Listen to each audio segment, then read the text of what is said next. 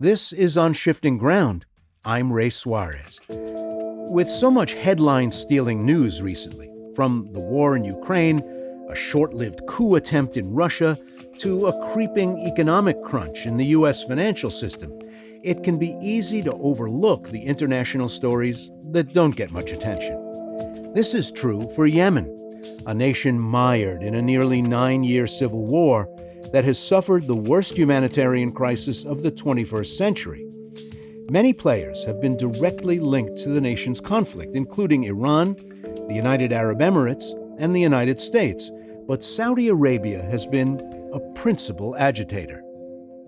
In 2015, a Saudi-led military coalition intervened in the civil war in Yemen, and that only escalated the violence. By the end of 2021, nearly 400,000 people were dead, and many of those deaths are a consequence of an ongoing famine and lack of access to health care. Today, Yemen is politically fragmented and economically strapped, and only a few months ago there was little hope for peace. But some believe the recent Saudi-Iran deal could mark a turning point, as Crown Prince Mohammed bin Salman hopes to extract his country from this disastrous, costly war. Can the deal really help end the conflict?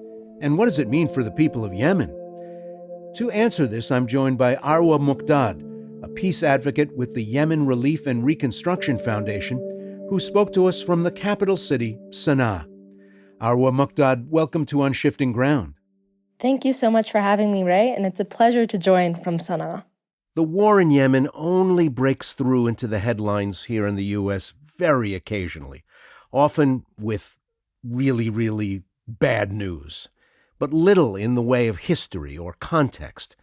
How long has this war been going on? How did it start, and who's fighting?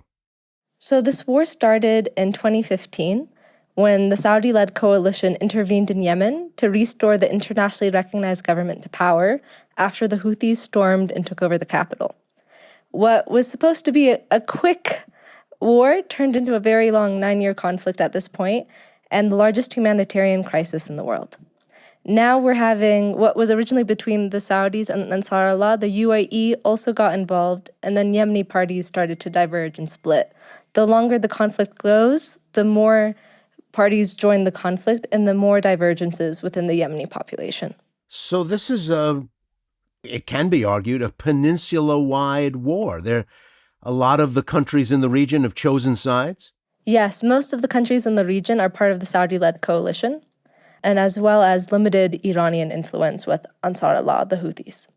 Well, look, Yemen is, by reputation and, by actual data, a pretty poor place.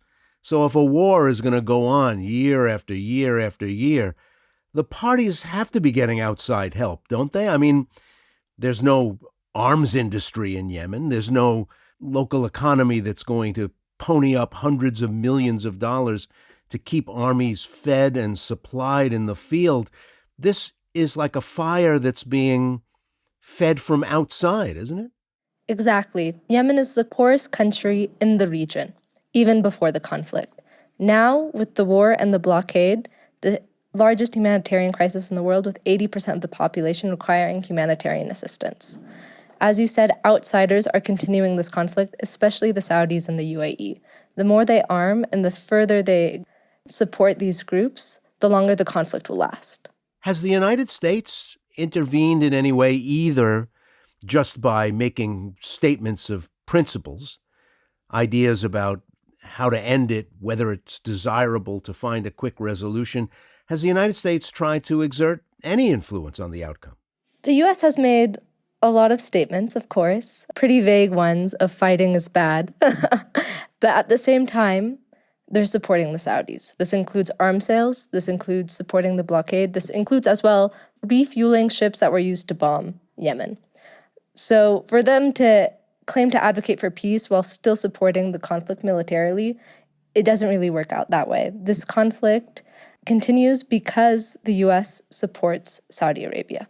Didn't there used to be two Yemens, two very different places with very different friends and allies? When did the countries merge to become simply Yemen? And has the place ever really worked as a single functioning state? So while Yemen, the country itself, is quite young, around 33 years, we recently had our anniversary of unification. It's one of the oldest civilizations in the world. So there was North and South Yemen, of course, but we're still the same country. We shared language, food, culture. So it's difficult to put this division in this border. And even within the South now, there's calls for a separate South Yemen. Hadramaut, the largest governorate in the South, has been calling for their own separate governorate as well. So these divisions are quite artificial. As you noted, it was outsiders as well, with the South being a communist state, whereas the North a capitalist one. So this is part of the Cold War conflict, where outsiders would, of course, give money to certain parties that agreed with their politics that resulted in divides within the country. You know, I hear you when you talk about, yes, commonalities of culture and history and language and, of course, religion. But at the same time, once people are apart from each other, even just for 3 or 4 decades, don't they grow estranged? Isn't it tough to join the two households back together? I mean, even the richest country, one of the richest countries in the world, West Germany, had a tough time absorbing its old Cold War neighbor, East Germany. Of course, it's not easy absorbing a neighbor and dealing with divides from two separate countries coming together. But look at Germany now. It's one of the strongest countries in Europe. It's still a worthwhile task. Of course, the issue as well in Yemen is that the South is supported by the UAE. And this is part of the issue in the country, where the UAE and Saudi have now diverging interests in the country, with the Saudi supporting the internationally recognized government. How long can the South continue to claim and advocate for a separate country without UAE support? Let's hope we get to find out soon. What was the casus belli, or the reason for the fighting? You say it began in 2015. Was there a spark? Was there an incident? Was there an event that set this off? Or really, is this just a way of us taking a look at long-simmering tensions that had never been resolved? It was a spark. This is part of the Arab Springs. Yemen became the first democracy in the Gulf. Then, unfortunately, the interim president, Hadi, wasn't quite successful. He wasn't popular on the ground. We were having rising fuel prices, rising gas prices, rising food prices even. This resulted in protests again, and the Houthis took advantage of the instability and the lack of popular support and stormed the capital. The Saudis, in response, tried to reinstate President Hadi, into power, and then the conflict started. The Saudis intervened, expecting this to be a quick war. MBS infamously said, this will take a week, 3 days, a week tops. We're entering the 9th year. Who are the Houthis, and why were the Saudis so interested in countering them, in blocking their rise? The Houthis, also known as Ansar Allah, started as a movement against corruption and against Saudi religious influence within the country. They fought several wars with the government of Saleh, our former president. Authoritarian president is probably a better phrase. And as a start of these conflicts and these wars, their leader was killed, which turned him into a martyr and further galvanized the group. They were also radicalized by the U.S. intervention in Iraq, as with many political groups in the Middle East. The Saudis, of course, weren't a fan of them because their origins were against Saudi influence within the country, which doesn't bode well for a neighbor on the border. Is this conflict part of the wider trans-regional conflict between Sunni and Shia governments across the Arabic-speaking world? What's interesting about Yemen, we really don't have sectarianism. Now with the conflict, it's starting to change. But I didn't learn what the words Sunni and Shia meant until I moved to the U.S. I actually distinctly remember someone in my class asking me, are you Sunni or Shia? To which I responded, what do those words mean? So we would all pray in the same mosques. There was really a degree of religious unity within the country. The Houthis are Zaydi, which is very different than the Iranian sect. I would describe it as in the middle of both Sunni and Shia. Both Sunni and Shia groups claim Zaydi. So a sectarian lens of the war is a bit too simplistic and doesn't accurately describe what's on the ground. I'm currently back in Yemen and talking to people about the conflict. Even within families, people are divided. One brother will be with the Houthis, one with the internationally recognized government, which goes to show this is really not a religious conflict in any way. Yet, when the sides sort of split and cleave and start pointing daggers at each other, it does fall along those sectarian lines, doesn't it? The opposition of an Iranian-backed group against a Saudi-backed group. As you know, as the conflict continues, sectarian divides will increase, of course. That being said, Iranian influence within Yemen is quite limited. I would say it's a marriage of convenience between the Houthis and Iran, less so than an ideological alignment. Well, let's get a flavor of what day-to-day life is like in a capital like Sana'a. Over the years, Yemen has run out of water. There have been food crises. There have been shortages of key goods, either from the blockade, from the disruptions caused by war, from sheer poverty, from the quality of the infrastructure. I mean, there are many things pushing on poor Yemen. But what's it like there? When you head out and take a walk, how are people getting along? It was quite interesting. Today I was going out with my uncle to get ready for Eid, which obviously is quite a big deal in an Islamic country. So we went from store to store to get the house ready. There's resilience, right? People are out and about. There's more shops than I remember, more women out and driving than I remember as well. But there's also extreme, extreme poverty. When I was going to buy my dress, so for Eid, traditionally we wear new clothing, a woman came up to us holding clothes for her baby and said, "Please, I'm a new mother and I cannot afford this. Please help me." Which of course broke my heart. It's hard to see my country, which was always poor, to reach this level of poverty. Of course, due to the conflict, but the biggest thing is the blockade. We're seeing an easing. The Saudis now allow 6 flights a week, and they're lifting on oil as well, which has made a difference. But a country cannot survive on aid alone. We need to fully and unconditionally lift the blockade so Yemen's economy can be rebuilt. Often in conflict zones, you give a real-time stress test to the organization of a society, and non-governmental organizations, civil society, other kinds of groups sort of rise up, fill the vacuum as governments are busy fighting each other and importing weapons and so on. Has this given a chance for civil society, for non-governmental organizations to get a little oxygen, to demonstrate how well they're organized, to get people through a time of privation? So I work for a nonprofit in Yemen, Yemen Relief and Reconstruction Foundation, where we've been able to do a lot of work on the ground, mainly food baskets. But unfortunately, the poverty in Yemen is so bad, it's quite difficult for citizens to get involved. When you're hungry, you're not exactly organizing. But I will say the conflict has made space, mainly for youth and women. That's what I've been really impressed by being back here. How many people, students, are creating apps to try to improve the country. Women, I mean, with the war, a lot of people lost their partners, their fathers, really taking charge of households. So there's been some movement within these two populations mainly. But as for civil society, I would say less so, especially depending on where in Yemen you are. In the south, it's quite unstable, it's not safe. And then in the north, let's just put it this way, it's limited how much political action can be taken. Has such action as has been going on fallen back on lines of clan, religious organization, ethnic group, region? Has it kind of become a mirror of the conflicts that already exist inside the society? To a certain extent, Yemen is the most tribal society in the world. And in a way, these tribal systems have been a breath of fresh air in Yemen, right? These tribal systems are what are supporting people where there's government absence.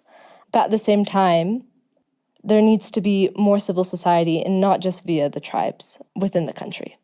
Sometimes in civil war, the original cause of the war becomes obscure as it drags on and on. It becomes kind of a fire that feeds itself instead of being about something. It's almost like people continue fighting out of habit. Are we seeing that in Yemen? Have the original causes of the war almost become overtaken by events as these outside actors that we were discussing earlier have their own interests? And inside the country, people's own sense of hurt and rage or desire for revenge really kind of make people forget what the whole thing was about in the first place. At this point, the average Yemeni is exhausted. Everywhere I go, people are discussing wanting this conflict to end. The average person does not want this fighting to continue. And what's beautiful about Yemen is that we truly all know each other. Even though this is a country of 30 million, due to this tribal structure, there's never been a Yemeni that I've met and I haven't had some connection to them. And that really helps with rebuilding and reconciliation. However, the main aspects of the war are going to be foreign. There cannot be reconciliation between Yemenis until there's limited outsider influence within the country. It's hard to have national reconciliation and dialogue when you're still having foreign funding for groups within the country. That being said as well, within Ansar Allah, the longer the war drags on, the more conservative they're getting, which is ironic considering they started as a group protesting Wahhabism, which is a conservative version of Islam. It is always difficult when a civil war finally ends to put the pieces back together. It just so happens that as we're speaking, there's an international conference and set of consultations going on about how to rebuild Ukraine after the Russian invasion is over. And however it ends, a shattered country is left behind. But it must be that much harder to contemplate what happens in a really, really poor country that needs everything. Is it inevitable that a country like Yemen, when the fighting finally stops, has to depend on powerful neighbors and allies to put it back together? As I said earlier, I'm blown away by the resilience of the Yemeni people. I'm impressed by all the work that's being done by youth and women to truly rebuild this country. Just today, I passed by a coffee shop that's 3 stories that only sells Yemeni coffee, traditional Yemeni coffee. These did not exist 10 years ago. People are getting really creative throughout this conflict to try to improve everyone's livelihood. I truly hope Yemen does not become reliant on other countries, but we do deserve reparations. After over 9 years of war, we deserve reparations from countries such as Saudi Arabia and the UAE, 2 of the richest countries in the world, who imposed a blockade on our country, who bombed our country, and who created the largest humanitarian crisis in the world. This is not reliance. This is not a handout. This is what we're owed. And your feeling about what the likelihood of that happening is? Unfortunately, a bit low. However, both the Saudis and the UAE at this point want to get out of the country. The Saudis are tired of this conflict. It's cost them way too much. They were planning on this being 3 days, not multi-years of war. And they're trying to modernize. They're trying to become the new UAE. They're trying to attract foreign investment. And they cannot do this with a war on their border. The drone strikes that the Houthis launched into Saudi Aramco truly frightened them. They're ready to get out.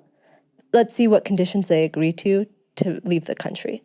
Right now, as we speak, there is something of a warming of relations between 2 enemies that have been at guns drawn, growling at each other for decades now, Iran and Saudi Arabia. And it just so happens that those are 2 countries intimately involved in what's been going on in Yemen. Is there a glimmer of hope in this détente between Saudi Arabia and Iran that may hold promise for getting things settled in Yemen? The Iran-Saudi deal is a huge step forward for stability throughout the region. This includes Lebanon, Syria, Iraq, as well as Yemen. However, Iranian influence within the country is limited. That being said, the Saudis have started to take trust-building measures with the Houthis. This includes the first Saudi delegation visiting Sana'a since the war started, prisoner exchanges, and an easing of oil restrictions for the blockade. This has increased hope on the ground, and as we're speaking, so are Ansar Allah and the Saudis. There continues to be dialogue, and we're all hopeful that these dialogues reach an agreement to end this war. But will it be with Yemeni input? Or is it 2 giants talking to each other and ignoring the future of what the people in the country want? Peace is a process, not an outcome. These are, as you note, two giants. Once these two giants come to an agreement, I'm optimistic that other Yemenis will be included in dialogue. Sustainable peace, of course, will include Yemenis throughout the country, STC members from the south to northern groups. But first, we need these two giants to come to an agreement so the rest of us can come to this table as well. How do you keep it from just reverting to the status quo ante, going back to the Yemen just before the fighting started, with some of these unresolved tensions, the continuing sniping and rivalry between the Hadi and Saad forces? How do you keep it from just, going back to bad old habits? Can a new Yemen emerge from all these years of war? I'm going to say yes with confidence. Prior to the war, right before the Saudis actually intervened, the Yemenis did come to an agreement. This was organized by the former UN Special Envoy Jamal bin Amr. This would include a division of Yemen, semi-autonomous governance. This was an agreement reached by all parties within Yemen. If we reach an agreement then, why can't we reach an agreement now? This is always a problem in a civil war. But when it finally ends, the people who were killing each other on the field just months ago, weeks ago, now have to figure out how to run a country together. Can the Houthis be incorporated into the power structure, have some say over the parts of the country where they're numerous, end up with a state, with a currency, with an army, with a customs union, with all the trappings of the operation of a normal country, and still live comfortably inside the borders of today's Yemen? It's not a matter of can they, but rather they have to. There is really no other option. Yemenis will not accept anything less than moving forward. Right now, the Houthis, they derive their power from war. They get to claim, no, we can't do this, we're under a blockade. No, we can't do this, we're under siege. When that war ends, the excuses will run out, and the Yemeni people will have patience for nothing less than what we deserve. I was recently talking to my cousin's wife. It's quite interesting being back and meeting all the new members of the family. It's from Taiz, which is an area in Yemen where there was a lot of fighting, a lot of divisions. And she was noting, in the morning, all the soldiers would get together, have breakfast, drink chai, and then after, start fighting each other, which is on one hand heartbreaking and frustrating, but on the other shows the unity of the Yemeni people. Even the soldiers who were fighting each other would start their day together. Yemenis will come together because we are a people of unity. The oldest civilization in the world, that binds us together in a way that I cannot begin to describe. Do Yemenis who have been suffering these terrible privations over the years, and of course, supplying the soldiers who are dying, do they have any voice in these deliberations? Can rank-and-file Yemenis have input into a process that's going to result in an end to the war? Or really, are they just going to have to deal with whatever emerges from all this suffering and dying? Currently, the voices are quite limited, to be frank.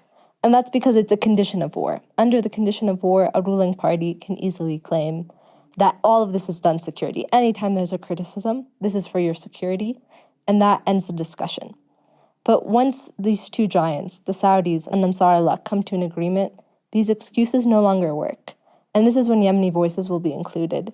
We don't have civil society in the traditional sense, but the tribal system in a way is civil society within the country. Tribes are quite active, and they truly represent their populations. They will be a voice of change, as well as all these NGOs, such as myself, as well as women, youth, all these members of society who have started to become more active. What about diaspora Yemen, which is significant? There are large numbers of Yemenis outside the country, nearby and also far away. Yes, as I'm a member of the diaspora myself. I'm living in the UK. Yes, in the terms of calling for peace from outside. I do believe in that. That's why at Yemen Relief and Reconstruction Foundation, part of our role, as well as, of course, on-the-ground humanitarian efforts, is helping advocate to end U.S. support for the war on Yemen. But in the end of the day, what really needs to happen now is negotiations between the Saudis and Ansarullah. Us Yemenis, we can talk and talk until our faces are blue, but if these two groups don't come to an agreement, this war will never end. Can you see a Yemeni future that you'd actually want to be a part of, even though your life is now in the UK? Could things get to a place where they call you to return? Yes. Honestly, the minute I graduate, I think I'll move back to Sana'a, even if it's within conflict. This is one of the most beautiful countries. Like you said, Yemen's really only on the news due to war. But there's so much beauty and kindness. We have over 40 types of grapes. That's something I always love to tell people. I think we imagine Yemen to be a desert. It's quite green, it's quite mountainous. So even within conflict, Yemen calls to me. But I know my duties from the outside, and that's where I can make the most change. Hopefully when this conflict ends, I can be part of civil society and part of the negotiations for a sustainable peace within the country. Are you optimistic that we're talking about months rather than years more of this fighting? I'm cautiously optimistic. The trust-building measures between the Saudis and the Houthis, who could have imagined just last year that the Saudi delegation would come to Sana'a? These are drastic changes. And like I said, the Saudis are done. This war has cost them far too much, not only in reputation, but stability within their own border. How are they going to build all these new cities and projects if there's a constant threat of drone strikes from the Houthis? The Saudis know this and are trying to get out. The issues now are what are the conditions for them to leave? Arwa Muqdad with the Yemen Relief and Reconstruction Foundation. She joined us from Sana'a. Great to have you with us on Shifting Ground. Thank you for having me. Take care.